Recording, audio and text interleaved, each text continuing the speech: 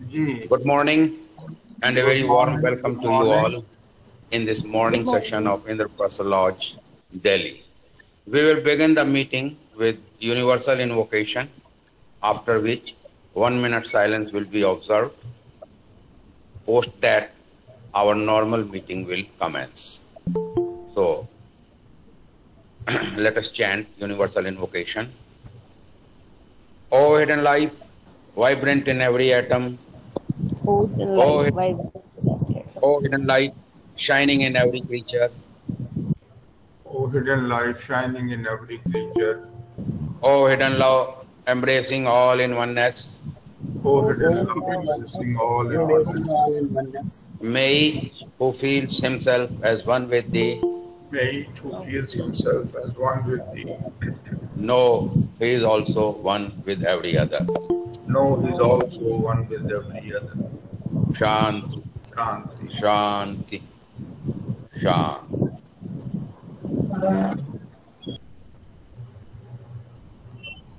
Thank you and welcome again into this meeting, which will be of approximately 45 minutes duration, after which you can ask your questions or supplement it with your comments. This meeting is being recorded and will be uploaded on our YouTube channel, Indraprastha Theosophical Lodge.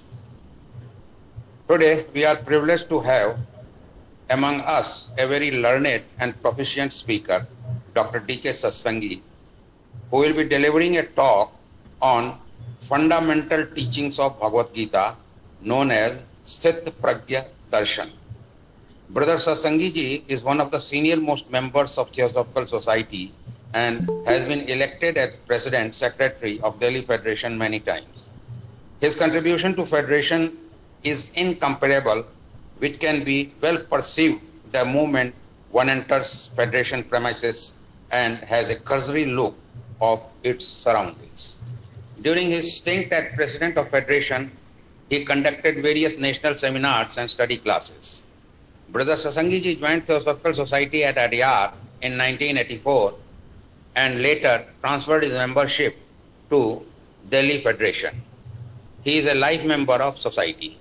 He belongs to a theosophical family and his father and grand-maternal father were early members of Theosophical Society.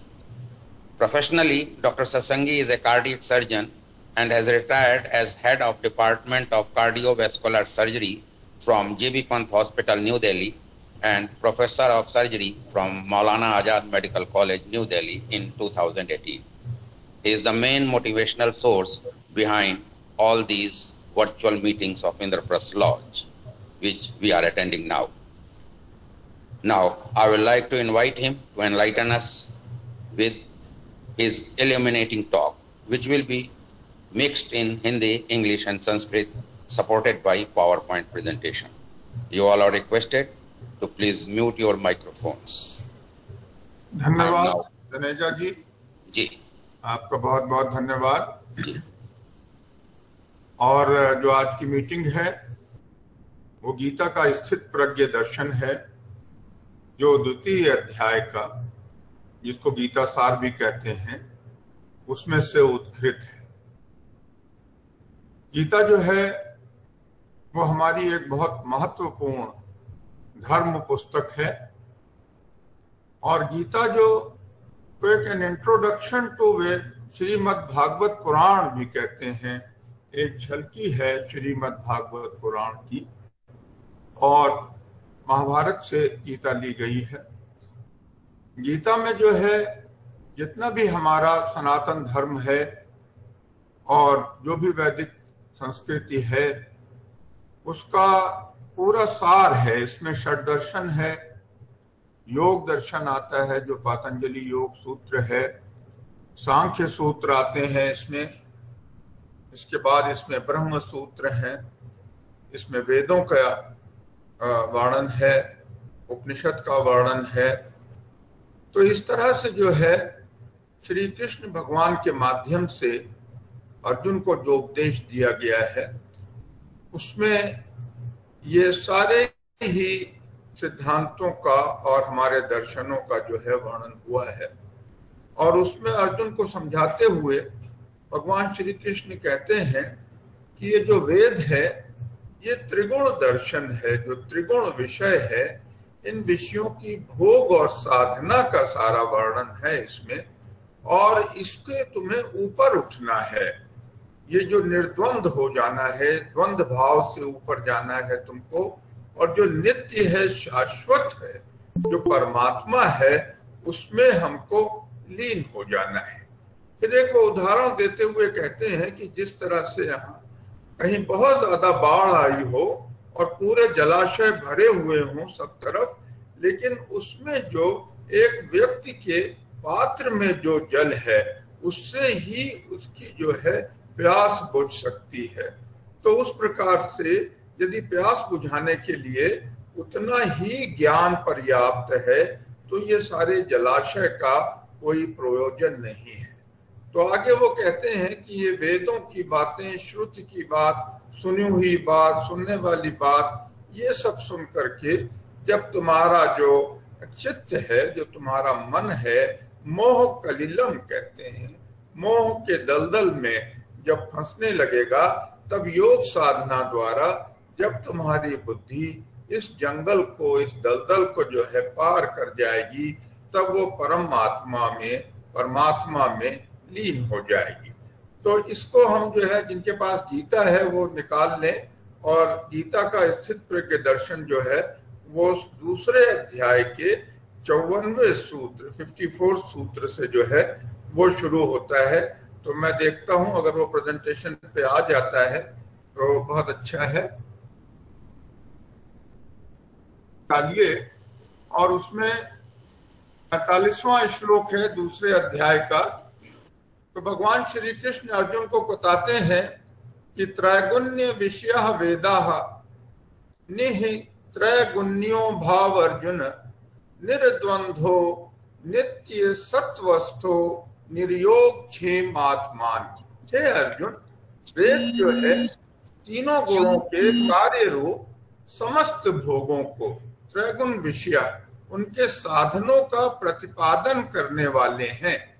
इसलिए तो उन भोगों एवं उनके साधनों का निह त्रैगुण्यो भाव अर्जुन, हे अर्जुन, तुम उन तीन गुणों से, तीन गुणों के विषयों से जो है वो ऊपर उठो, उससे बाहर निकलो, निर्द्वंद्व और द्वंद्व भाव से मुक्त हो, निर्योग क्षेम और योग क्षेम को ना चाहने वाला बनो, नित्य सत्व अस्थो, जो नित्य है और जो सत्व है, जो सत्य है, जो परमानंद है, परमात्मा है, स्थो, उसमें तुम स्थित हो, आत्मवान और स्वाधीन अंतःकरण वाले आत्मवान बनो। तो भगवान यही कहते हैं कि तुम वेदों की जो तुम्हारी मति को भ्रम करने वाली और तुम्हारी मति को जो है मोह लेने वाली वेदों की वाणियां हैं, ये बड़ा ही भ्रम पैदा करती हैं, स्मृति भ्रम। इसलिए तुम इससे ऊपर उठ करके आत्मदर्शन में, ईश्वर प्राप्ति में आगे बढ़ो। अब इसका जो 46वां श्लोक है, इसको ईश्वर और थोड़ा एक उदाहरण देके बताते हैं कृष्ण भगवान कि यावानार्थ उदपाने सर्वतः समलुतोद के तावान सर्वेषु वेदेषु ब्राह्मणस्य विजानता। कहता है जिस तरह से यदि किसी जगह बाढ़ आई हुई हो और सब जलाशय जो हैं वो भरे हुए हैं, लेकिन एक मनुष्य जो है उसके पात्र में या लोटे में जितना पानी है वो उसकी प्यास बुझाने के लिए पर्याप्त है, तो इतने बड़े परिपूर्ण जलाशय का क्या प्रयोजन है। उसी तरह से वो व्यक्ति जिसको आत्मज्ञान हो गया है और जो योग में स्थित हो गया है, सारे संसार, सारे वेदों का, सारे ज्ञानों का उसके लिए वही प्रयोजन है जो सारे भरे हुए बड़े जलाशयों से है। अर्थात ये है कि हमको बहुत ज्यादा वाद विवाद में ना पढ़ करके, बहुत अध्ययन में ना पढ़ करके, बहुत ज्ञान की प्राप्ति में ना पढ़ के साधना में हमको ध्यान लगाना चाहिए, और साधना द्वारा, योग के द्वारा हमें ईश्वर दर्शन और ब्रह्म पद जो है वो प्राप्त करना चाहिए। तो सारांश में जो पातंजलि योग दर्शन है उसके बारे में ही भगवान कह रहे हैं कि योग द्वारा और वैराग्य द्वारा तुम जो है अपने चित्त को जो है वो निरोध करो, चित्त की वृत्तियों को निरोध करके अपने ध्यान को ईश्वर में लगाओ। अब आगे फिर इसी बात को वो कहते हैं कि यदा ते मोह कलिलम बुद्धि व्यतिरश्यति तदा गंतासि निर्वेदम श्रोतव्यस्य श्रुतस्य च। यदा ते, जिस काल में तेरी बुद्धि मोह रूप दलदल, मोह कलिलम जो है मोह रूपी दलदल को भली भांत पार कर जाएगी, बुद्धि व्यतितरश्यति, व्यतितरश्यति मतलब जब वो इस दलदल को पार कर जाएगी, कैसे पार कर जाएगी? योग से और साधना से। तदा गंतासि निर्वेदम, तब तुम जो है वो आसक्त रहित हो जाओगे। श्रोतव्यस्य श्रुतस्य च, जो कुछ तुमने सुना हुआ है वेदों के वाणी को या जो सुनने योग है, इन सब का तुम्हारे लिए कोई प्रयोजन नहीं रह जाएगा और तुम निग्रह भाव से, वैराग्य भाव से जो है वो अपने पथ पे अग्रसर हो जाओगे। फिर वो कहते हैं 53rd है कि श्रुति विप्रतिपन्ना ते यदा स्थास्यति निश्चला। श्रुति और विपरीत से जो तुम्हारी बुद्धि जो है वो जो भ्रम में आ गई है, वो बुद्धि योग समाधि द्वारा तुम्हारी निश्चल होकर के समाधि अवचला, समाधि में स्थिर हो जाएगी। बुद्धि तदा, तब वो बुद्धि योगम वापस्यसि, तब तेरा परमात्मा से नित्य संयोग हो जाएगा। जैसा हम सब लोग जानते हैं कि हमारा जो परम ध्येय है वो परमात्मा की प्राप्ति करना है। योग का अर्थ ही यही है कि आत्मा को परमात्मा में जोड़ दिया जाए।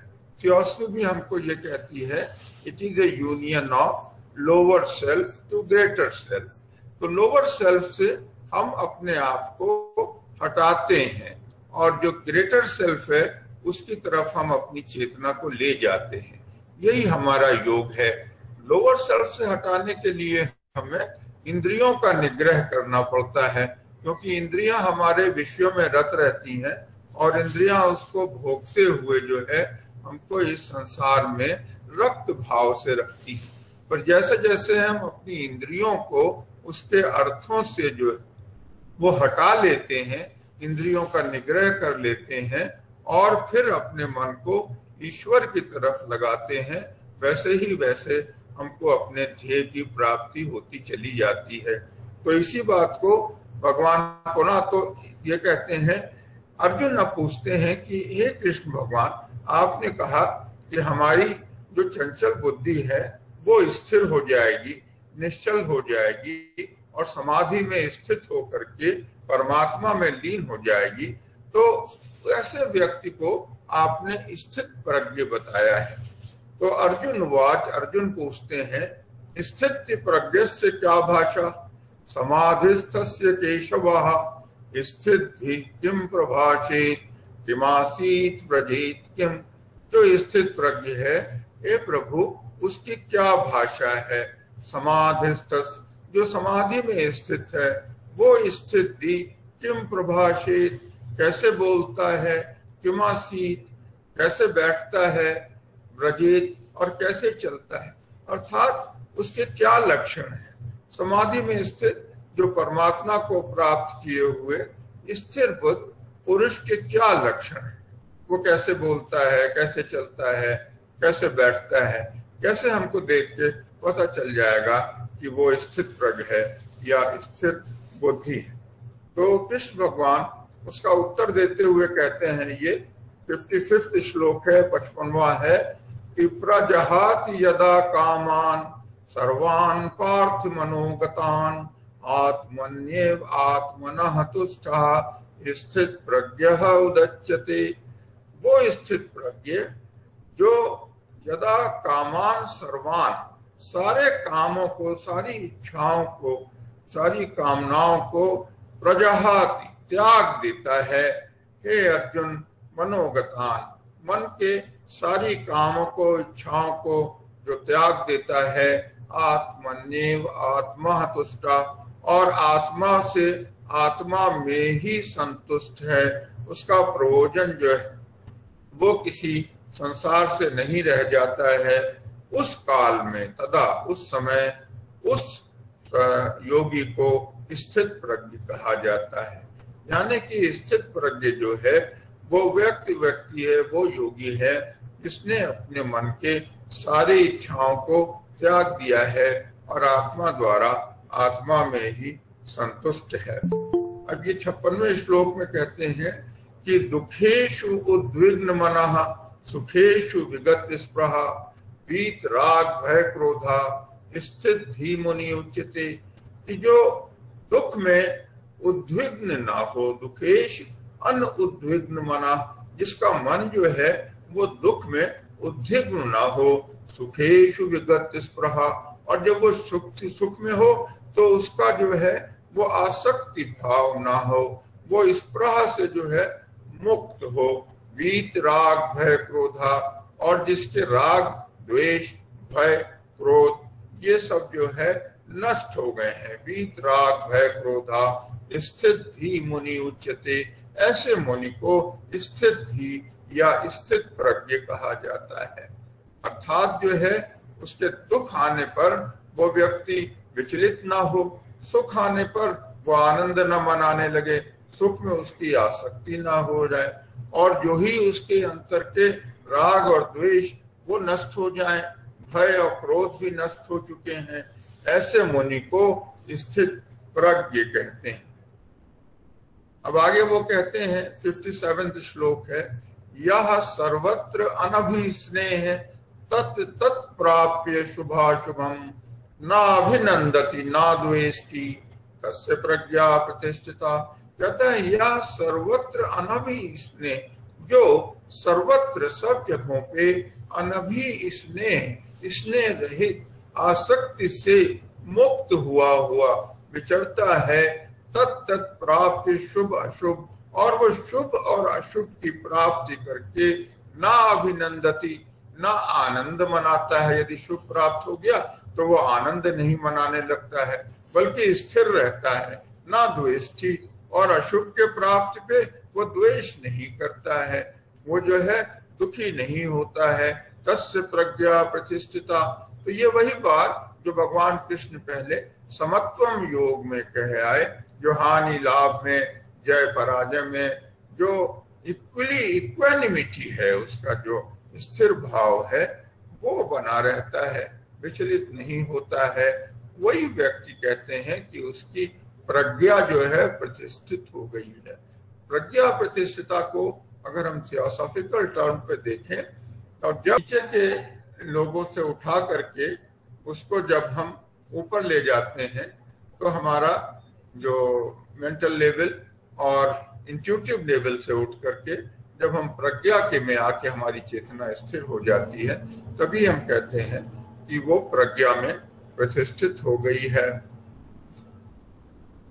अब आगे 58वें श्लोक में कहते हैं, यदा संघते चायम कूर्म अंगानीव सर्वशः इंद्रियाणि इंद्रियार्थेभ्यस्तस्य प्रज्ञा प्रतिष्ठिता।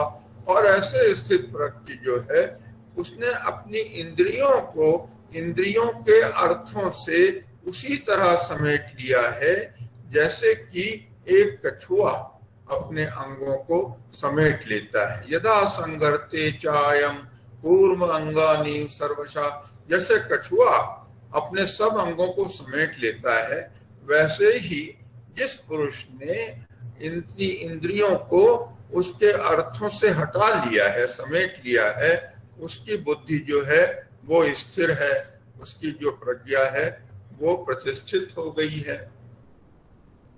अब आगे कहते हैं कि विषयः विनिवर्तन्ते निराहारस्य देहिना रसवर्जम रसोऽपि यस्य परम दृष्ट्वा निवर्तते। विषयः विनिवर्तन्ते, जो इंद्रियां हैं उसकी वो विषय से निग्रह हो गई हैं, विषयों की तरफ अब इंद्रियां जो हैं नहीं जाती, उनको इंद्रियों से हटा लिया है। निराहारस्य देहिना, और इंद्रियां जो हैं वो अपने विषयों का भोग भी नहीं कर रही हैं, आहार भी नहीं कर रही हैं। रसवर्जम रसो अपीयस, हालांकि जो ऐसे योगी ने रसवर्जम, रस का त्याग कर दिया है, राग और द्वेष का त्याग कर दिया है, रसो अपीयस्य, लेकिन अभी भी उसमें जो है वो रस की आसक्ति बनी हुई है, रस को प्राप्त करने की इच्छा बनी हुई है। परम दृष्ट्वा निवर्तते, वो इच्छा जो है जब परम दृष्ट्वा, उससे भी जो कोई अच्छी चीज मिल जाए, उससे अच्छी चीज है वो आत्मा का सुख है, वो जो परमानंद की कृपा है, वो जब मिल जाने से निवर्तते, तो उसके अंदर की वो जो चाह है, जो इच्छा है, जो आसक्ति है, वो भी नष्ट हो जाती है। अब आगे कहते हैं कि यततो ही अपि कौन्तेय पुरुषस्य विपश्चिता, कहते हैं इस प्रकार से प्रयत्न करता हुआ हे कौन्तेय, हे अर्जुन, जो पुरुष है वो विपश्चित तो हो गया है, वो वैराग्य को तो प्राप्त हो गया है, इंद्रियाणि प्रमाथीन, लेकिन जब उसमें वो आसक्ति बनी हुई है भोगों को भोगने की, जब इंद्रियों में लालसा बनी हुई है, इंद्रियाणि प्रमाथीन, जब इंद्रियां उत्तेजित हो जाती हैं तब ये बड़ी बलशाली हो जाती है, प्रमाथीन, बहुत बलशाली हो जाती है। हरंति प्रसभम मना, प्रसभम मतलब बलपूर्वक, बलपूर्वक हरंती, हर लेती है, किसको? मन को। तो ये सोचना चाहिए कि वो योगी जो अपने योग में स्थित है, उसने अपने विषयों का त्याग कर दिया है, इंद्रियां भी जो है वो अपने विषयों का भोग नहीं कर रही है, पर यदि उसमें अभी भी भोगों की लालसा बनी हुई है तो कभी भी इंद्रियां जो हैं वो बहुत प्रबल होकर के, उत्तेजित होकर के उस योगी के मन को हर लेगी। तो ये बात को हम फिर सारांश में कह सकते हैं कि आसक्ति का नाश न होने के कारण ये प्रमथन स्वभाव, उत्तेजित स्वभाव वाली इंद्रियां यत्न करते हुए बुद्धिमान पुरुष के मन को बलात्कार से हर लेती है। तो यहाँ हमको जो है बड़ा सावधान रहने की आवश्यकता है। तो कभी हम योग में जो हमने उच्च पद प्राप्त किया है उससे हमारा पतन हो सकता है। अब ये कहते हैं, भगवान फिर से कहते हैं, तानि सर्वाणि संयम युक्त आसीत मत्परा वशे ही यस्य इंद्रियाणि तस्य प्रज्ञा प्रतिष्ठिता। तानि सर्वाणि संयम, इसलिए तुम सर्वाणि, सभी इंद्रियों को संयम, वश में कर लो, और उसकी आसक्ति जो है उसका भी युक्त आसीत मत्परः, और मुझ में तुम जो है मुझसे युक्त हो जाओ। तुम अपनी चेतना को, चित्त को जो है मेरे से जो है वो युक्त कर लो, मेरे ही ध्यान में लीन हो जाओ, और इंद्रियों से सारे विषयों को त्याग कर लो, मन को वश में कर लो। ये अभ्यास और वैराग्य, जैसा हम योग दर्शन में पढ़ते हैं, योग और अभ्यास और वैराग्य से चित्त की वृत्ति का निरोध करते हुए हम जो है वो परमात्मा में लीन हो जाते हैं। वशे ही यस्य इंद्रियाणि, अब भगवान फिर कहते हैं कि जिसके वश में उसकी इंद्रियां हैं, वशे ही यस्य इंद्रियाणि तस्य प्रज्ञा प्रतिष्ठिता, उस योगी की, उस साधक की प्रज्ञा जो है वो प्रतिष्ठित हो गई है, वो स्थित प्रज्ञ हो गया है, वो स्थिर बुद्धि हो गया है। तो इसके सारांश में कह सकते हैं कि भगवान कहते हैं कि साधक को चाहिए कि उन संपूर्ण इंद्रियों को वश में करके समाहित चित्त हुआ मेरे परायण होकर के ध्यान में बैठे, क्योंकि जिस पुरुष की इंद्रियां वश में होती हैं उसकी बुद्धि स्थिर हो जाती है। तो भगवान फिर से यहाँ पर वैराग्य पर ही जो है वो ध्यान दे रहे हैं, जोर दे रहे हैं कि अभ्यास और वैराग्य से हे अर्जुन, तुम अपनी इंद्रियों को वश में कर लो, अपने मन को वश में कर लो, और अपने ज्ञान को जो है मुझ में लीन होकर जाओ, तो तुम्हारी बुद्धि जो है वो प्रतिष्ठित हो जाएगी। अब आगे कहते हैं कि ध्यायतो विषयान पुंसः संगस्तेषु उपजायते संगात् संजायते कामः कामात् क्रोधो अभिजायते। ध्यायतो विषयान, विषयों के ध्यान करने से पुंसः पुरुषों में संगः तेषु पुजायते, विषयों के ध्यान से पुरुषों में जो है वो संग भाव, आसक्ति भाव, मोह भाव ये उत्पन्न हो जाता है। संगात संजायते कामा, और आसक्ति भाव के उत्पन्न होने से उसमें काम भाव उत्पन्न हो जाता है। कामनाएं जागृत हो जाती हैं, इंद्रियों में अपने विषयों को भोग करने की इच्छाएं जागृत हो जाती हैं, लालसाएं जागृत हो जाती हैं, वासनाएं जागृत हो जाती हैं। और जब ये काम पूर्ण नहीं हो पाते हैं, कामात् क्रोधो अभिजायते, और जब ये काम, जब इच्छाओं की पूर्णता नहीं हो पाती है, जब कामनाओं में विघ्न पड़ने लगता है, तो क्रोधा अभिजायते, उससे क्रोध उत्पन्न हो जाता है। तो आगे वो कहते हैं कि क्रोधात् भवति सम्मोह, और जब व्यक्ति क्रोधित हो जाता है तो उसकी बुद्धि नष्ट हो जाती है। क्रोधात् भवति सम्मोह, उसमें मूढ़ता आ जाती है, उसकी बुद्धि जो है वो विवेक जो है वो नष्ट हो जाता है। सम्मोहात् स्मृत विभ्रमा, और सम्मोहन हो जाने से, उसमें मोह आ जाने से स्मृति में भ्रम पैदा हो जाता है। उसको ही लूजेस हिज आइडेंटिटी, उसको अपने लक्ष्य का जो ज्ञान है वो खत्म हो जाता है और वो एक कंफ्यूज्ड स्टेट में आ जाता है। स्मृति भ्रंशात, स्मृत के भ्रंश हो जाने से बुद्धि नाशो, बुद्धि का नाश हो जाता है। बुद्धि नाशात प्रणश्यति, और बुद्धि के नाश होने से प्रणश्यति अर्थात सब कुछ नष्ट हो जाता है और योगी अपने पद से नीचे गिर जाता है।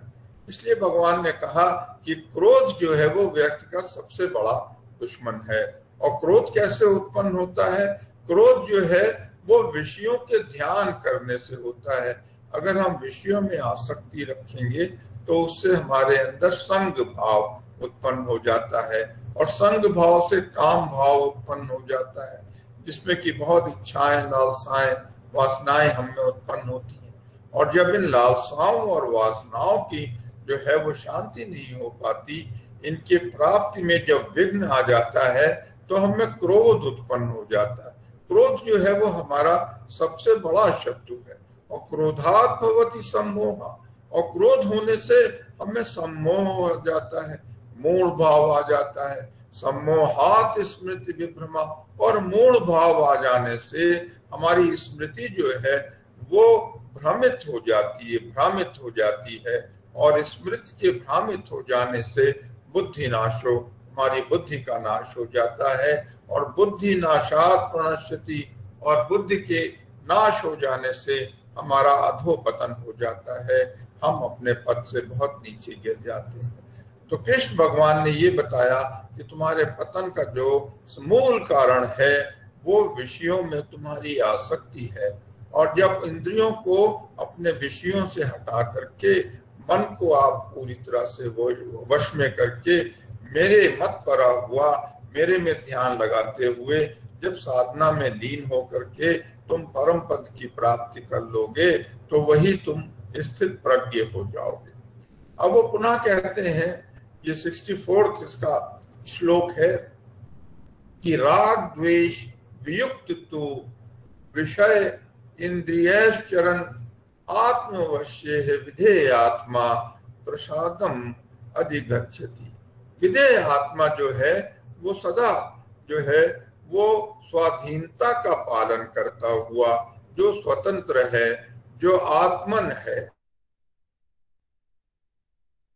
और जिसने अपने आप को वश में कर दिया है, ऐसा जो योगी है राग द्वेष वियुक्त है और जिसकी इंद्रियां जो हैं वो राग और द्वेष से जो है वो निग्रहित है, उनको जो है राग द्वेष से उसने मुक्त कर रखा है। विषयान इंद्रियेश्चरण, और ऐसी जो निग्रहित इंद्रियां हैं उसके द्वारा यदि वो इंद्रियों के विषयों में चरण करता है, विचरण भी करता है, तो प्रसादम अधिगच्छति, उसको जो कर्म है वो बांधते नहीं है, उसका पतन नहीं होता है, क्योंकि उसको जो वो त्यक्त भाव से तेन भुंजीता, जैसा कि हमने उसमें ईशावास उपनिषद में पढ़ा कि त्यक्त भाव से वो सारे भोगों को भोग रहा है, जो कुछ कर्म है वो कर रहा है, जो कुछ उसके कर्तव्य हैं वो उसको निभा रहा है, लेकिन वो त्यक्त भाव से है। जिस तरह से कीचड़ में कमल रहता है उस तरह, लेकिन वो उसमें जो है वो कीचड़ से दूर रहता है, परे रहता है। वैसे ही ये व्यक्ति जो है ये मोहित नहीं होता है, इस व्यक्ति का पतन नहीं होता है। ये व्यक्ति प्रसादम अधिगच्छति, ये सब संसार के कार्यों को करते हुए भी अपने योग प्रशस्त योग मार्ग पर चलता हुआ प्रसादम अधिगच्छति, प्रसन्नता को प्राप्त होता है। प्रसन्नता जो है वो प्रसाद जो है वो भगवत कृपा ही है। दिस इज द ब्लेसिंग, जो ईश्वर की ब्लेसिंग्स हमको योग और साधना द्वारा और ईश्वर कृपा द्वारा वो उसको प्राप्ति हो जाती है। तो यहाँ पे यह है कि इंद्रियों का निग्रह करना और मन को वश में कर लेना, यही जो है वो स्थित प्रज्ञ दर्शन का जो है वो मूल भाव है। अब आगे ये कहते हैं कि जो ईश्वर का प्रसाद तो हमने पा लिया, जो गॉड ब्लेसिंग्स हैं, जो भगवत कृपा है, उस भगवत कृपा से क्या होता है? प्रसादे सर्व दुखा नाम हानि ही अस्य उपजायते प्रसन्न चेतसो आशु बुद्धि परि अवतिष्ठते। कहते हैं प्रसादे सर्व दुखा नाम, इस भगवत कृपा से जो हमने प्राप्त की है, सर्व दुखा नाम, सारे दुख जो हैं हानि ही उपजायते, वो नष्ट हो जाते हैं। जो भी दुख है हमारे, 3 प्रकार के दुख हमको जो बताए गए हैं, भौतिक है, दैविक है, आधिभौतिक है, इन तीनों प्रकार के दुखों का नाश हो जाता है। आत्मा के कष्ट का नाश हो जाता है। आत्मा योगस्थारूढ़, योगी जो है वो योग में आरूढ़ हो जाता है। और इन सब दुखों के नष्ट हो जाने से प्रसन्न चेतो ही आशु बुद्धि, तो ये साधक योगी जो है वो प्रसन्न चित्त हुआ, उसमें कोई दुख नहीं है, प्रसन्नता ही प्रसन्नता है। ही आशु बुद्धि, वो तुरंत ही उसकी बुद्धि परिअवतिष्ठते, वो तिष्ठति जो है स्थित हो जाती है, परिवश परमात्मा में स्थित हो जाती है, वो स्थित प्रज्ञ हो जाता है। अब आगे कहते हैं, ये 66वां श्लोक है कि नास्ति बुद्धि युक्तस्य न चा युक्तस्य भावना। कहते हैं ऐसा व्यक्ति, नास्ति बुद्धि युक्तस्य, ना ही उसकी बुद्धि जो है वो मुझ में युक्त है, मुझसे लगी है, मुझसे जुड़ी हुई है। न चा युक्तस्य भावना, और ना ही उसकी भावना जो है वो मुझसे युक्त है, यानी कि उसकी बुद्धि और उसकी भावना दोनों में ही कहीं ईश्वर के लिए जो है वो भक्ति भाव नहीं है, युक्त भाव नहीं है।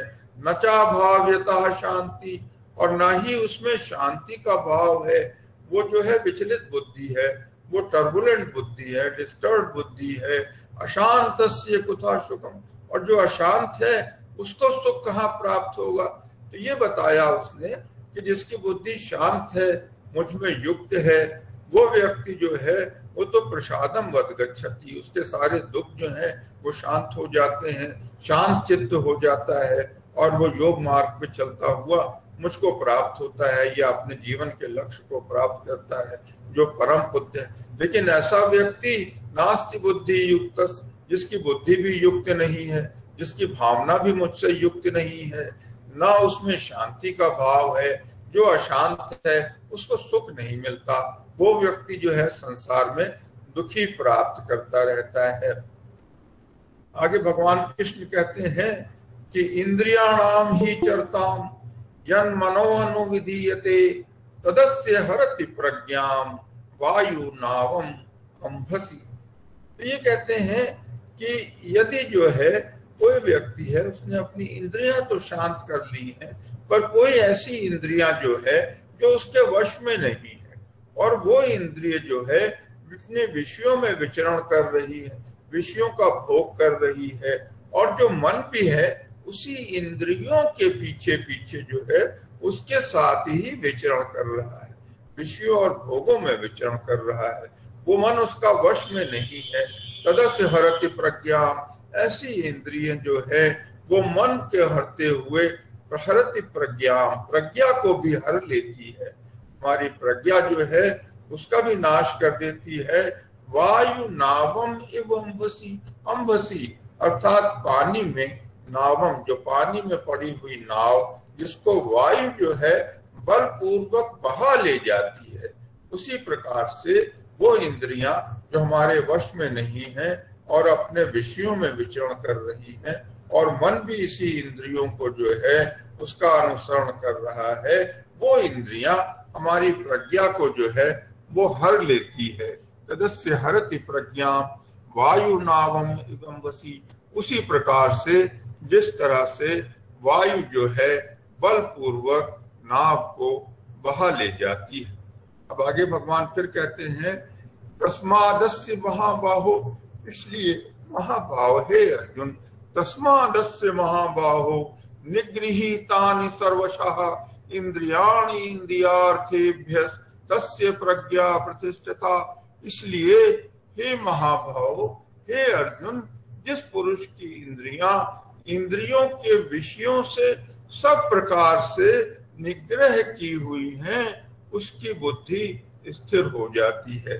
तो बार बार जो है वो कृष्ण भगवान यही कह रहे हैं कि इंद्रियों को वश में करना, इंद्रियों को उनके विषयों से हटा लेना, इंद्रियों द्वारा मन को प्रभावित ना करना, मन को पूर्णतः अपने वश में कर लेना, जो एक वैराग्य की स्थिति जो है वो हमें स्थित प्रज्ञ होने के लिए, हमारी प्रज्ञा को स्थित करने के लिए बहुत ही आवश्यक है।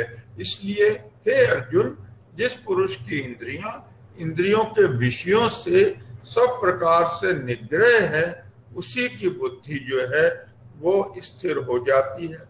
इस बात को पुनः कृष्ण भगवान कहते हैं कि जैसा अर्जुन ने पूछा कि स्थित प्रज्ञ के क्या दर्शन है, तो एक और लक्षण उसका बताते हुए कहते हैं या निशा सर्वभूतानां तस्याम जागृति संयमी यस्याम जागृति भूतानि सह निशा पश्यतो मुने। कहते हैं या निशा सर्वभूतां, सर्व प्राणियों के लिए जो रात्रि के समान है, अर्थात उस नित्य ज्ञान स्वरूप परमानंद की प्राप्ति में जो स्थित है, वो आम लोगों के लिए, सारे लोगों के लिए वो रात्रि के समान है, क्योंकि वो परमानंद ज्ञान स्वरूप से अनभिज्ञ हैं, उनको प्राप्त नहीं है।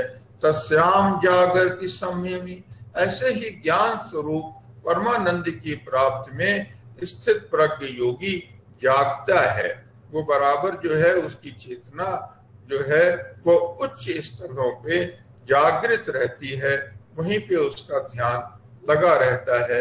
वो सदैव आत्मलोक में, ज्ञान लोक में और जो है विज्ञान लोक में जो है वो स्थित रहता है।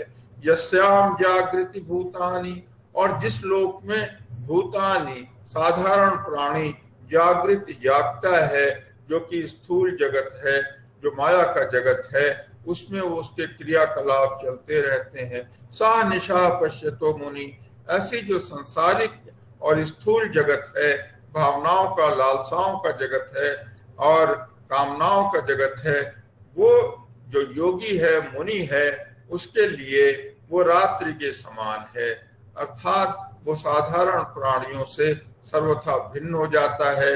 उसकी चेतना स्थूल जगत से, प्राण जगत से, कामनाओं की जगत से और लालसाओं की जगत से ऊपर उठ करके विज्ञान लोक और आत्मलोक में स्थित हो जाती है, और सारे संसारिक क्रियाकलाप वो उसके लिए रात्रि के समान हो जाते हैं।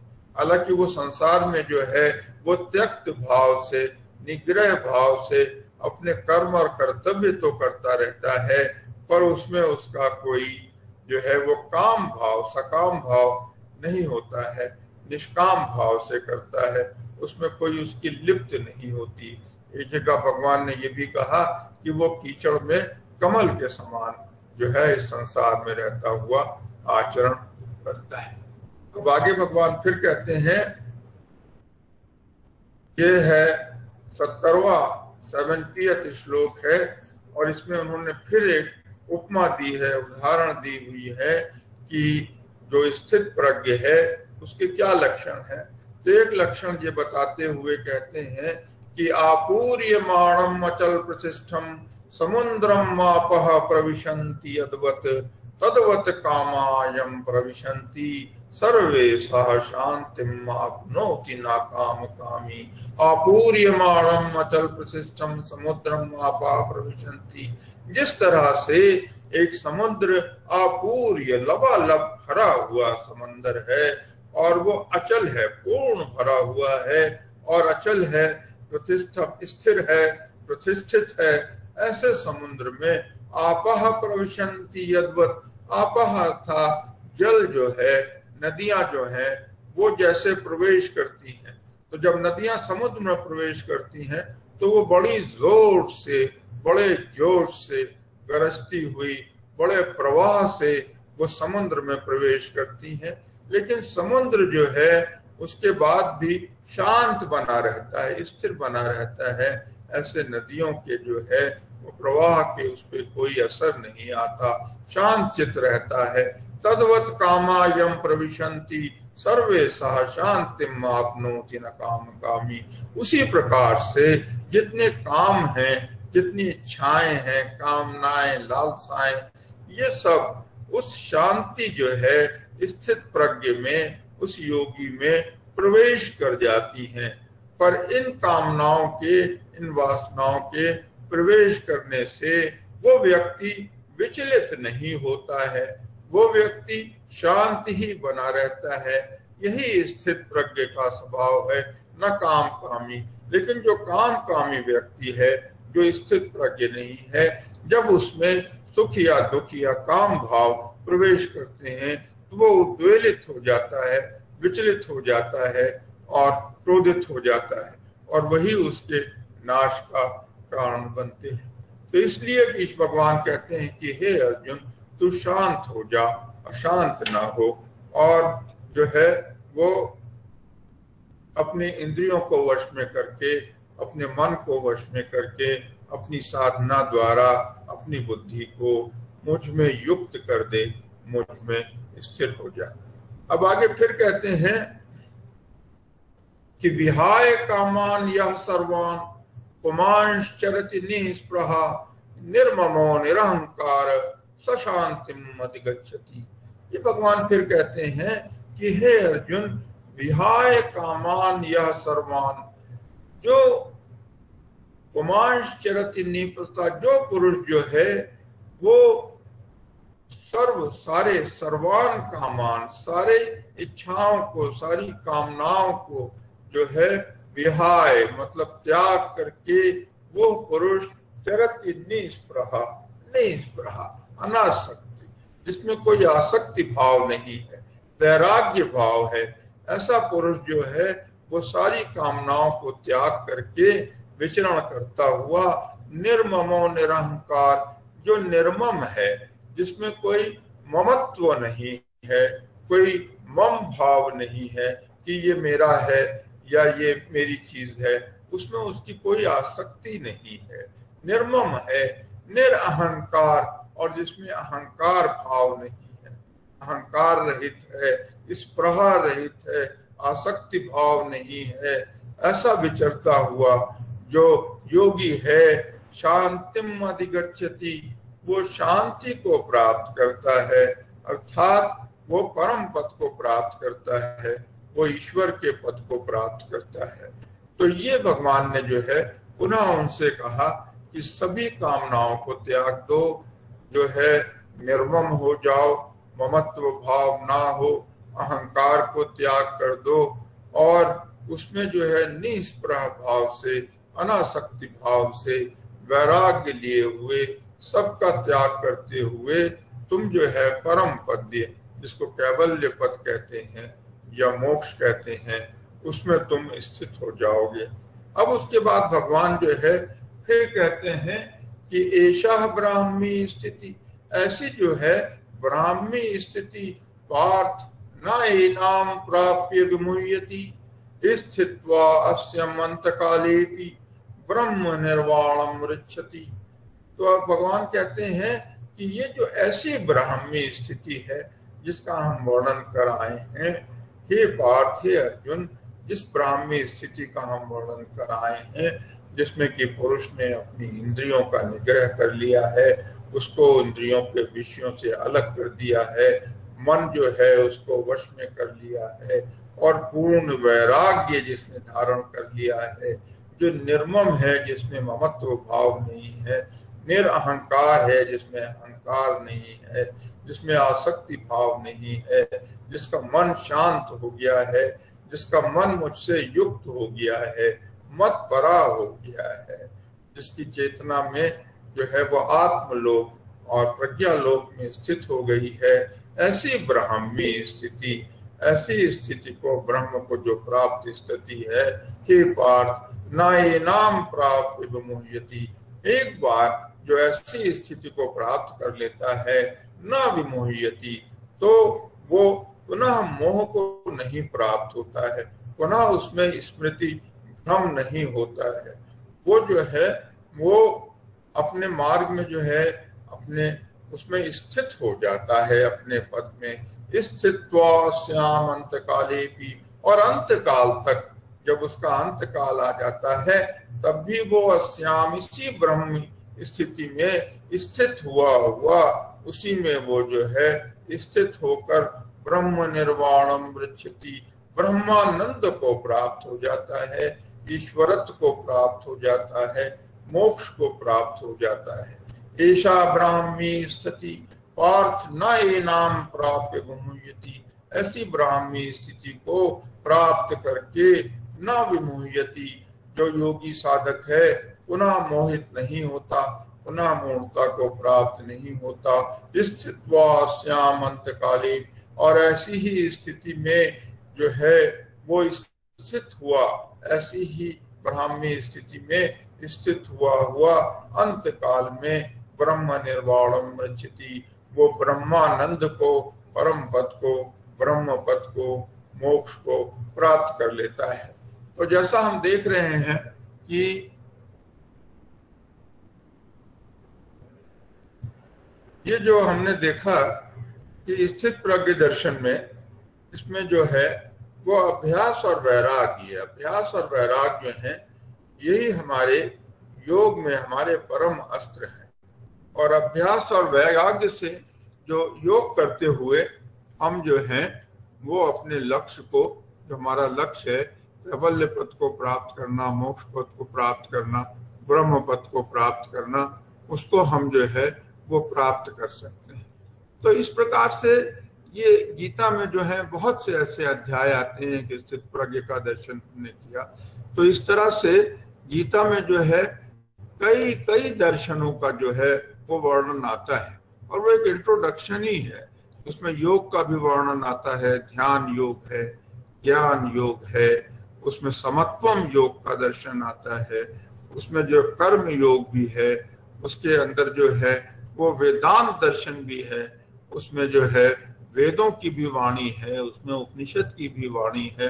तो ये बड़ी ही एक रोचक पुस्तक है, और उस पुस्तक को अगर हम थोड़ा थोड़ा अध्ययन करते जाएं तो इसमें बहुत कुछ हमको हमारे सनातन धर्म और हमारे वैदिक धर्म का ज्ञान हो जाता है। तो समय हो रहा है, मैं उसको समाप्त करता हूं, और अब आप में से जो लोग इस विषय में अपना जो उनका अनुभव है, जो उनका ज्ञान है, जो वो बताना चाहें तो वो दे आर वेलकम, वो बताएं। बहुत बहुत धन्यवाद, बहुत ही सुंदर आपने जी कि आपने बताया कि योगी किस तरह इंद्रियों का निग्रह कर कर अंतर्मुखी होकर स्थित प्रज्ञ की अवस्था को प्राप्त कर सकता है। बहुत ही गूढ़ विषय है ये, बहुत ही सुंदर और स्पष्ट शब्दों में बहुत अच्छी तरह से। ये 69 का सेकंड वाली लाइन जो है, जी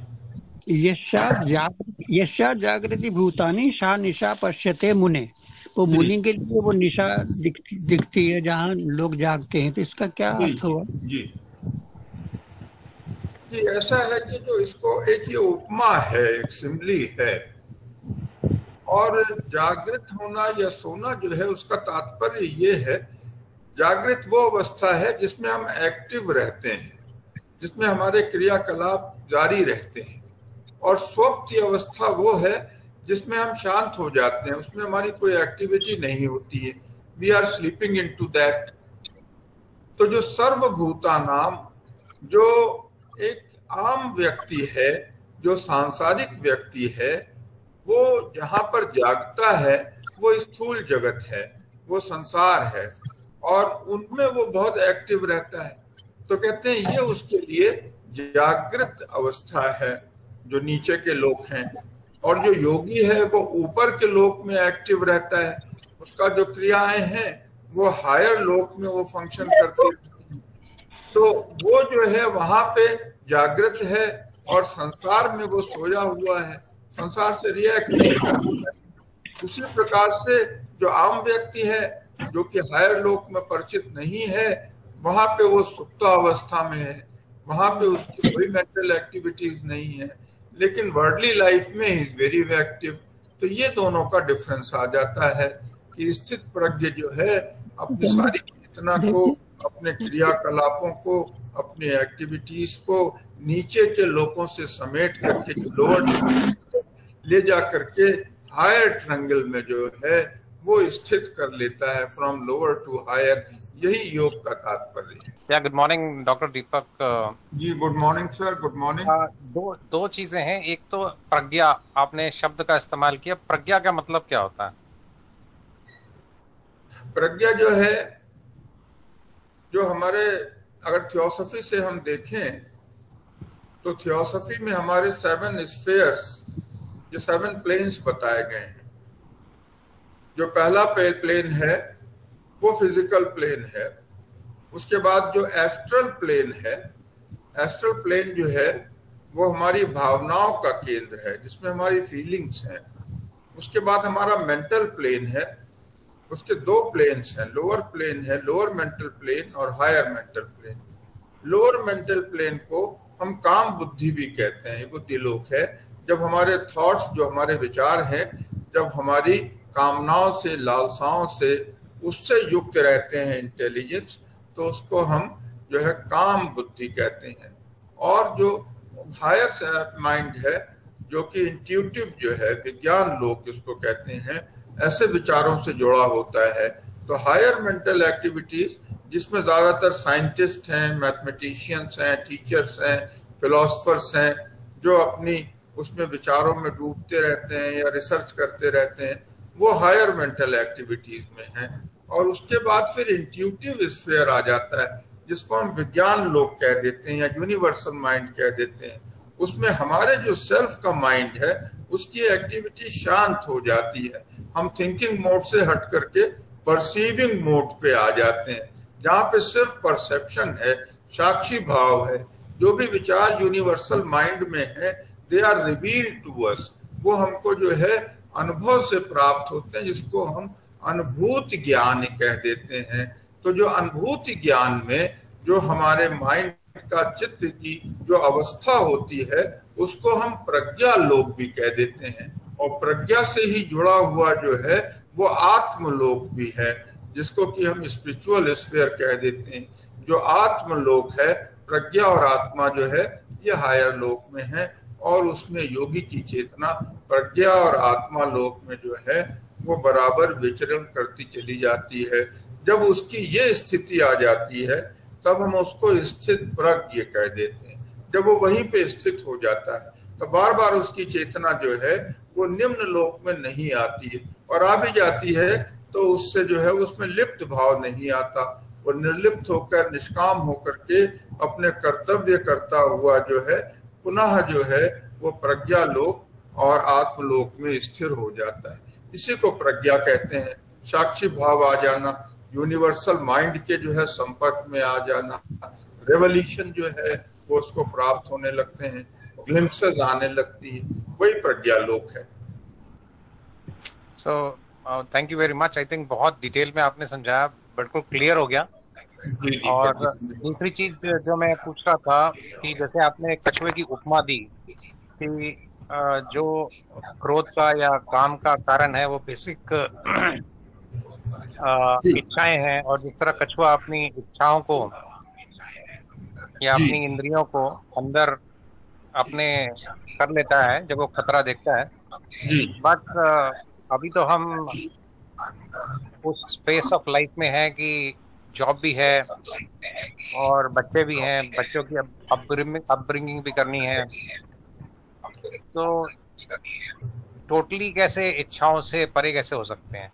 नहीं, ये बहुत सही बात आप कह रहे हैं, और सारी गीता में जो है इसी की जो है विवेचना की गई है, एनालाइज किया गया है। और जो गृहस्थ है उसके लिए भी जो है वो योग का मार्ग है। तो इच्छाएं जरूर हैं और कर्तव्य भी है, आपकी रिस्पॉन्सिबिलिटीज भी हैं, लेकिन इसमें यह कहना है कि इसमें बिना लिप्त हुए, इसको निष्काम भाव से यदि आप करेंगे तो आप में उन विषयों में जो लिप्त भाव है वो न रखें, निर्लिप्त रहें, निष्काम रहें, जो उसका प्रयोजन है वो कर दें।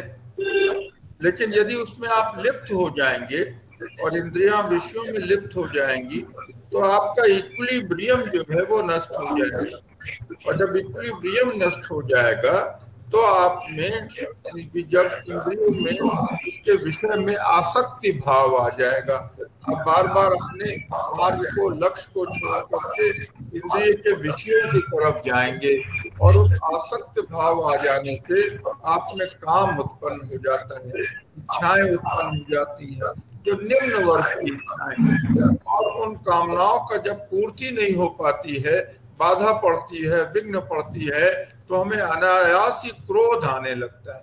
और क्रोध जो है वो सभी जो नाश का मूल है। जब क्रोध आने लगता है, क्रोधात् भवति विस्मृति भ्रम, क्रोध से आपका स्मृति का भ्रम हो जाता है, स्मृति के भ्रम से आपकी बुद्धि नष्ट हो जाती है, बुद्धि के नष्ट हो जाने से आपका पतन हो जाता है। इसलिए जो है किसी चीज को आप में लिप्त ना हो, निष्काम भाव से अपने कर्म करें, बिल्कुल करिए, वर्ल्डली रिस्पॉन्सिबिलिटीज जितनी है वो आप पूरा करिए, जो है आपका काम है, अर्थ है, धर्म है, मोक्ष है, ये सारी अवस्थाएं जीवन में आती हैं, उनको आप पालन करते हुए, और साथ ही इस बात का ध्यान रखें कि उन विषयों में आकर के आप मोहित ना हो जाएं, आप क्रोधित ना हो जाएं, आप सम्मोहित होकर अपनी बुद्धि का नाश ना कर लें। यही इसका जो है वो उद्देश्य है। आप बताइए आप कैसा समझते हैं इसको? Thank you very much, much clear, thank you very much. आप कह रही हैं कुछ? डॉक्टर साहब, मैं कुछ कहना चाहती हूँ, निवेदन करना चाहती हूँ। कहिए मैडम। आपने इतना सुंदर एक्सप्लेन किया है, बहुत विस्तार से और बहुत गहराई के साथ, लेकिन जो समत्व की बात आ रही है कि जब हमारी समता गड़बड़ाती है तभी सब कुछ गड़बड़ा जाता है। तो प्रश्न ये है कि जो समता की जो स्टेट है उसको किसी तरह प्राप्त कर लें अगर, तो सारी चीजें ऑटोमेटिक रूपांतरित हो जाएंगी हमारे लिए। तो हमको लगता है कि एक तो ये है कि हम उसमें ये भाव रखें कि निष्काम भाव से करें, लेकिन ऐसा हो नहीं पाता है। तो अगर कुछ सूत्र, जैसे कि सब कुछ ब्रह्म में है, ब्रह्म के बिना एक कण भी नहीं है यहाँ पर, सब कुछ में ब्रह्म व्याप्त है। अब अगर हमको भोजन तो हमें करना ही है शरीर के पालन के लिए, और हो सकता है उसमें कोई चीज हमें ज्यादा भी अच्छी लगती हो, तो खाने से पहले अगर हमें ग्रेटिट्यूड भाव में आ जाए, कि मतलब ग्रेटिट्यूड, कृतज्ञता के भाव में आ जाए, और उससे मेरे शरीर का आध्यात्मिक पोषण होगा, तो ये एक छोटा सा दृष्टिकोण जो है थाली के वक्त का है। लेकिन इसी प्रकार से जब ये बार बार परिस्थितियां बदलती हैं, व्यक्ति देख रहा है कि आज हम जिस स्टेट ऑफ माइंड या फिजिकल स्टेट में है, और जहां से हम बोल रहे हैं या कह रहे हैं कोई बात, हो सकता है अगले ही कुछ समय में ये परिवर्तित हो जाए, क्योंकि सब कुछ परिवर्तनशील है। तो जब व्यक्ति इन सूत्रों को धारण करते हुए और योग और समत्व तब प्राप्त होगा जब हम आत्मा की कुछ झलक पा लेंगे। आत्मा की झलक पाते ही ब्रह्म की झलक, एकत्व जिसको यूनिटी कहा गया है, उस एकत्व की झलक हम जैसे ही पाएंगे, मेरे अंदर ऑटोमेटिक समता आ जाएगी। तो सारा योग, सारे उपाय उस एकत्व को पाने के बाद समता में ही आना है, और फिर हमारे लिए भौतिक जगत के प्रति जो दृष्टिकोण है वो बदल जाएगा, ऐसा मेरे मन में आ रहा था। तो डॉक्टर साहब मैंने निवेदन कर दिया है और इस पर जरा गहराई से विचार आजकल चल सकता है। Thank you, thank you. आपका बहुत अध्ययन है और आपकी साधना भी बहुत है, और अपने जीवन का जो अनेक वर्ष आपने जो है वो अध्यात्म के अध्ययन में, अध्यात्म की साधना में व्यतीत किया है। और तमाम जितनी पवित्र पुस्तकें हैं हमारे हिंदू धर्म की, जिसमें गीता एक महत्वपूर्ण है, उसमें इससे जो है आपका अध्ययन कितना है ये पता लग रहा है। और बिल्कुल आपने क्रक्स को पकड़ लिया है, जो एक्सिस है, इसके चारों तरफ पहिया घूमता है, उसको अगर हम पकड़ लें तो फिर हमारा रथ जो है वो बहुत स्थिर चलेगा। तो सबको यही है कि इंद्रियों को उसको विषयों में ना जाने दें। जब इंद्रियां विषयों में चली जाती हैं तब उसमें जो है आपका मन डामाडोल हो जाता है, मन हमारे वश से निकल के इंद्रियों के साथ हो लेता है। तो यदि हमने मन को वश में कर लिया है, उसके बाद हमको शुभ मिले अशुभ मिले, आनंद मिले, आनंद मिला तो हम बहुत उत्तेजित हो जाते हैं, हम बैठ के बाजा नहीं बजवाने लगते हैं, पटाखे नहीं छोड़ने लगते हैं, बहुत रोशनी नहीं करने लगते हैं, बल्कि शांत भाव बने रहते हैं। वो सारा आनंद हमारे अंदर वैसे ही समा जाता है जैसे कि बहुत जोश से गिरती हुई नदियां जो है वो समुद्र में चली जाती हैं और समुद्र शांत बना रहता है। उसी तरह कोई द्वेष भाव आता है, हम विचलित नहीं होते हैं। ये नहीं कि द्वेष भाव होते ही हम षड्यंत्र करने लगते हैं, कोई बुरे विचारों की प्लानिंग कर लेते हैं। बिल्कुल उसको निष्प्रह भाव से, अनासक्त भाव से वो हमें प्रवेश हो जाता है और बिना हमको विचलित किए हुए चला जाता है। यही समत्व योग है, ये बड़ा ही आवश्यक है। भगवान बुद्ध ने भी कहा कि ये हमारा कवच है, हम नींद हैं। जैसे जहाज की उपमा दिया उन्होंने कि जहाज तब तक नहीं डूब सकता है जब तक पानी उसके अंदर ना जाए। बाहर कितना भी लोगों में जो है उसके लिए घृणा हो, वायलेंस हो, कोई कितना भी प्रहार करे, यदि वो उसके अंदर जा करके उनके बारे में बुरा नहीं सोचने लगता है तब तक वो सिक्योर है। ऐसा ही समत्व भाव जो है हमने आ जाता। आसान नहीं है, बिल्कुल ठीक कह रहा हूँ। दीपक जी ने जो बात की बिल्कुल सही है। इसके लिए बहुत अभ्यास की जरूरत है, बहुत वैराग्य की जरूरत है, बहुत साधना की जरूरत है। सालों साल लग जाते हैं तब कहीं जाके कोई ट्रांसफॉर्मेशन या परिवर्तन जो है वो शुरू हो पाता है। तो निरंतर हम अभ्यास और वैराग्य करते हुए जो है अपनी लक्ष्य की ओर अग्रसर रहें और ईश्वर से युक्त रहें। जो ईश्वर है ओम पे ही हम सारा अपना ध्यान करें, मेडिटेट करें और जो ईश्वर की गुण है, ईश्वर को ईश्वर के भाव से ही जपते रहें तो अवश्य ही अपनी अवस्थाओं से होते हुए समत्व भाव को प्राप्त करते हुए ईश्वर प्राप्ति कर लेंगे। कुछ कह रही हैं आप मैडम? आप कुछ कह रही हैं मैडम अग्निहोत्री? नहीं सर, मैंने पहले निवेदन कर दिया और आपने उसको बहुत अच्छे से बता दिया। एक चीज और ध्यान आ रही थी कि मैंने थियोसॉफिक लिटरेचर में शायद आत्म साधना में ये बात पढ़ी थी, सेल्फ कल्चर में, कि जब आदमी इस स्टेट पर पहुंचने लगता है तो प्रकृति की जो इंद्रियां भाई बाह्य संसार की वस्तुओं में ही तो जा रही है, तो वो प्रकृति जो है वो अपनी आकर्षण शक्ति उस व्यक्ति के लिए खत्म कर देती है। ऐसा कहीं पढ़ा था मैंने कि उसकी आकर्षण शक्ति स्वयं खत्म हो जाती है उस व्यक्ति के लिए जो इस मार्ग पर चल रहा है या एक स्थिति को प्राप्त कर दिया। ऐसा सेल्फ कल्चर में शायद पढ़ा था मैंने, जहाँ तक मुझे ध्यान आता है। थैंक यू डॉक्टर साहब, बहुत अच्छा।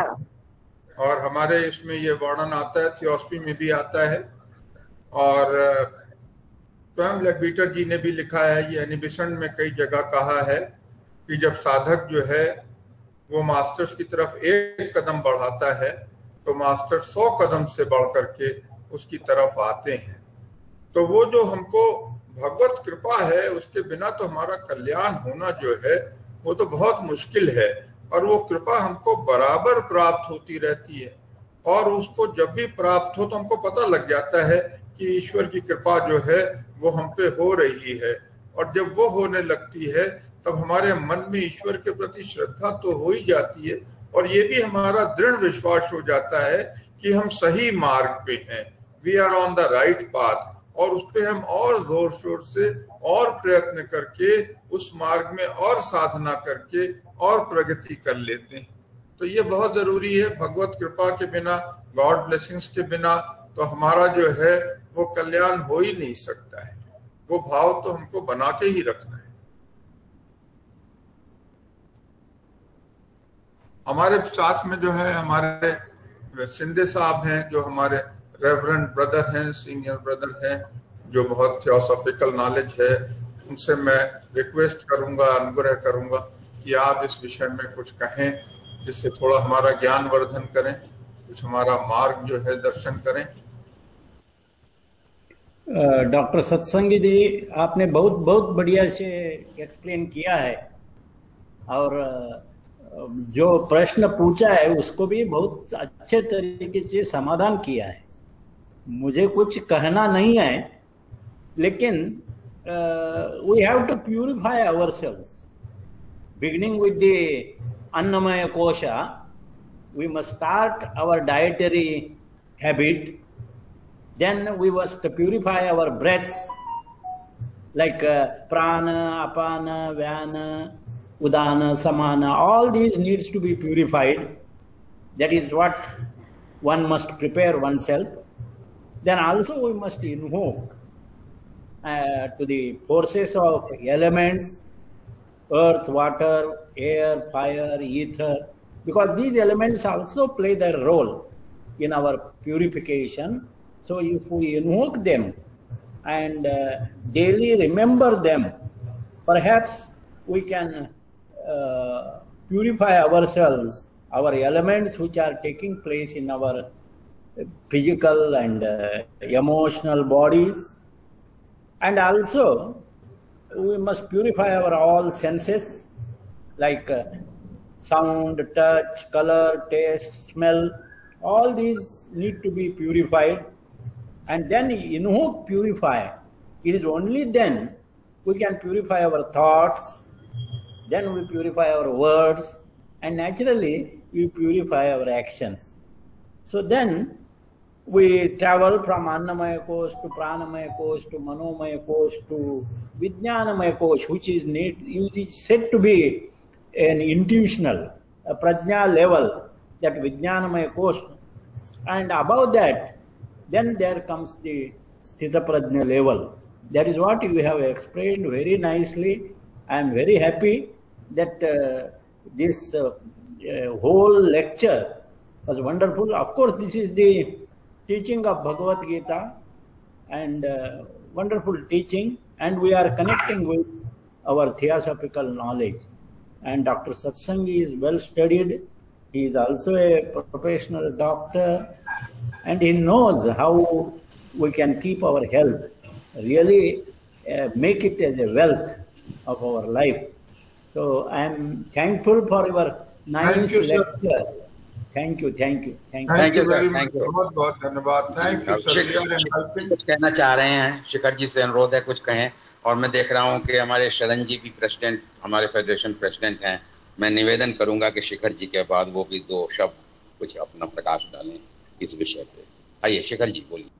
Thank you sir. Actually I was about to leave for the next meeting, but sir thank you so much Dr. Satsangi जी, आपने बहुत अच्छे से ये एक्सप्लेन किया. और मेरे ख्याल से जो क्रक्स ऑफ द मैटर यही है कि जो वैराग्य है, जब तक रस, क्योंकि सब्जेक्ट भी रहेगा ऑब्जेक्ट भी रहेगा, लेकिन जो बीच में रस जिसको जो हमें खींचता है विषय की तरफ, जैसा अष्टवक्र गीता में कहा है कि विषय में विष लगा हुआ है, तो उस विष को अगर हम देख लें तो वो जो हमारा अट्रैक्शन है, जो रस है, जो आपने कहा है, इंद्रियों की जो दौड़ है सब विषय तक, वो खत्म हो जाएगी. और शायद इसलिए वैराग्य का जो एक अर्थ कहा गया है, विरंज प्लस न्य, अर्थात बिना रंग के देखना, अर्थात जो चीज़ जैसी है हम उसको वैसा ही देख लें तो ऑटोमेटिकली ये हमारे अंदर, जिसे हम इंद्रियों को अंदर समेटना कह रहे हैं, या कछुए की तरह अपने अट्रैक्शन को वापस अंदर खींचना है उसको कह रहे हैं, तो वो बहुत अप्रोप्रिएट है और आपने इतने अच्छे तरीके से समझाया कि पुनः चिंतन मनन करने का मौका मिला। Thank you so much sir, thank you so much. बहुत बहुत धन्यवाद आपका शिखर जी, बहुत बहुत धन्यवाद जी। हमारे शरण जी भी अटेंड कर रहे हैं। शरण जी प्लीज। शरण जी वेलकम, वेलकम शरण जी। Okay, thank you, brother. धन्यवाद शिखर जी, नमस्ते। After this wonderful talk by our brother Dr. Sangi ji, who has such a depth of knowledge, and he has been speaking for not less than 20-30 years. I have seen him speaking. There is hardly anything else to add to what he has said. But I am always reminded about one of the wisdom sentences mentioned by our old friend and brother K.G. Vasudev ji. He used to say कि ये जो अध्यात्म का मार्ग है ये खांडे की धार की तरह है, इस पर बड़ा ही संभल के चलना पड़ता है। And when I remember his words, I am reminded of a person who is walking on a rope. Now, walking on a rope requires a lot of balancing, and it requires a lot of practice. It takes a lot of time. So similarly, I think the life management is also like walking on a rope. People succeed, but only with practice and continuous practice. And we will succeed once we keep on practicing. No amount of theoretical knowledge can help us to walk that road. It's only through the process of practice that we can succeed. जी बहुत अच्छा ऋषिकेश जी, ये वासुदेवा जी की याद आ गई। और वो beacon light थे, हमारी जान थे theosophical, Delhi theosophical federation and theosophical society as सच।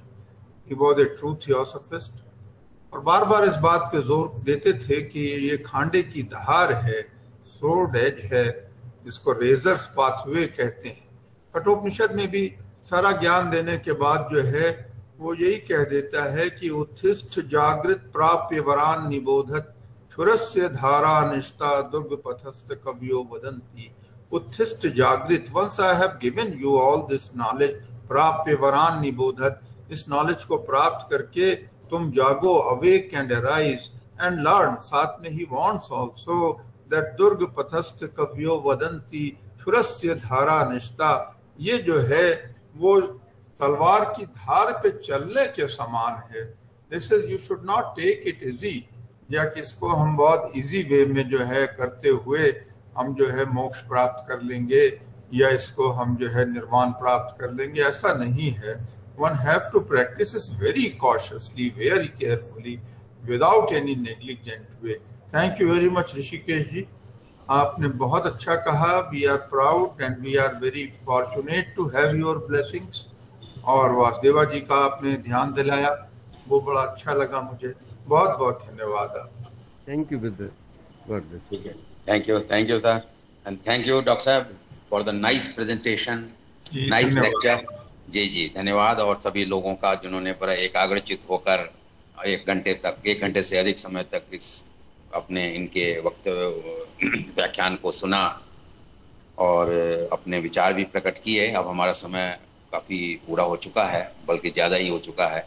तो अब मैं एक सूचना देना चाहूँगा कि अगले 2 सप्ताह ब्रदर SBR मिश्रा, जो यूपी फेडरेशन के गोरखपुर लॉज के वो सचिव हैं और यूपी और उत्तराखंड फेडरेशन के नेशनल फेडरेशन लेक्चरर हैं, वो 10 कमांडमेंट्स इन रिलीजन्स नामक विषय पर अगले 2 सप्ताह अपना व्याख्यान देंगे।